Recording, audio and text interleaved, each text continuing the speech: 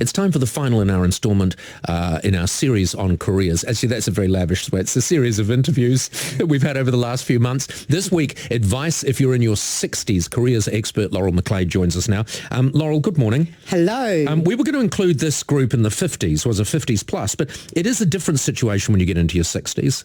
Well, I think it is. It's the end of your working life, really, isn't it? Do you know Alan Greenspan actually worked till he was 84 and he loved it so much? So only if Do you know Alan Greenspan is what we call the exception that proves the rule? Yes. Because for most people, if you're in your 60s and you're looking for work, you're probably looking for the last job you're going to do, aren't you? Argue with me if you like. You don't have to agree. No, I totally disagree. I think if you were doing something, it's about you calling the shots, not someone else calling the shots. All right. Because I'm 55, so I'm this will be the last job I properly do.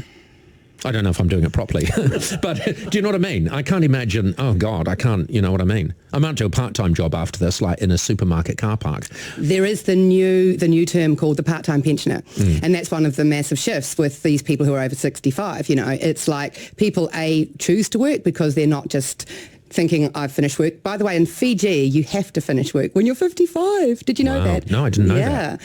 There's not enough work to go around in Fiji. Well, there's not enough work to go around anywhere. Well, there is actually, and it's a massive.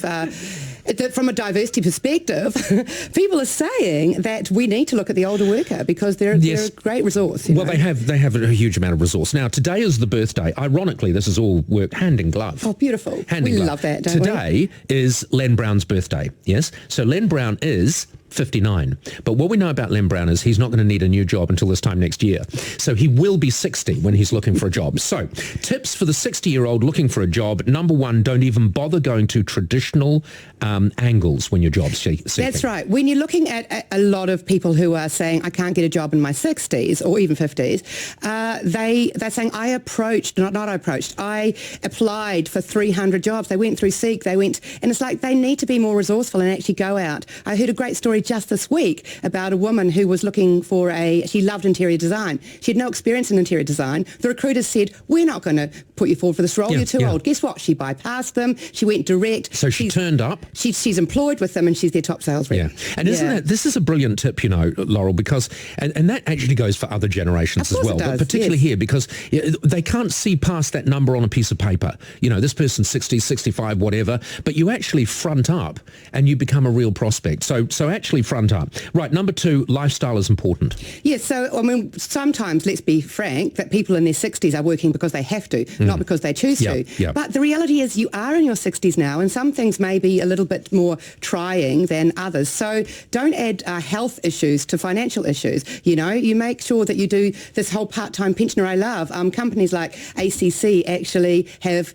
recommend people go away, maybe for an OE. Well, what about being in your 60s? Go off for a cruise and come back. So you're definitely looking for flexibility. Okay. And number three, and this is probably the best one of them all, really, look for companies that actually seek out older employees.